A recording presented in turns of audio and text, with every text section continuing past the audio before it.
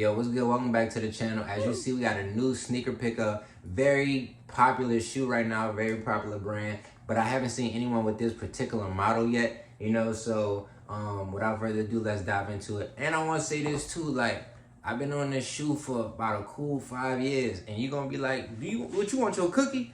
Yes, I want my cookie. So just leave my cookie in the comment section down below, or leave it as the like button, you feel me? But let's get into this shoe. It's nice. It's nice.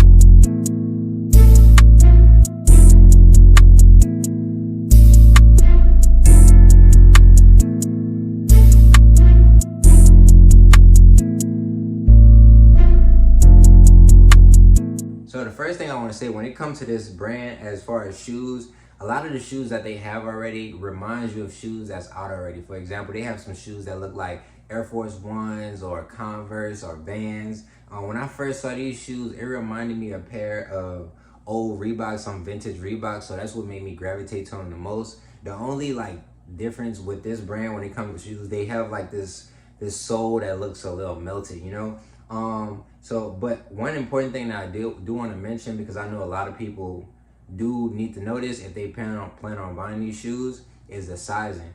When it comes to the sizing with these shoes, I wear a 9, which is a 42, but these shoes run like a half size or a size bigger. So if you can, half size down, but if they don't have a half size, I'll say full size down, so you'll have your exact fit. I bought a size 41 and they literally fit me exact.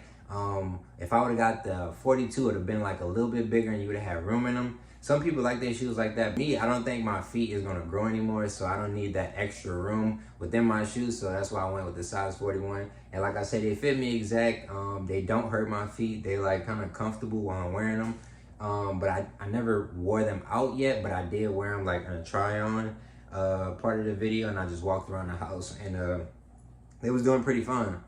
I will say this though, when I first pull them out the box, they do look a little bulky. So I'm looking at the shoe, I'm like, bro, that's a big shoe. Like, ain't no way I'm gonna be able to fit this shoe, but it do fit like, how it's supposed to fit, so. Another thing I like about this particular shoe, bro, I really love like these fat laces. I love like the little fringes on them. Like, have you seen my previous videos? Like when I'm talking about jeans, I always talk about how I like distressing a lot. And this just kind of remind me a little bit of some distressing.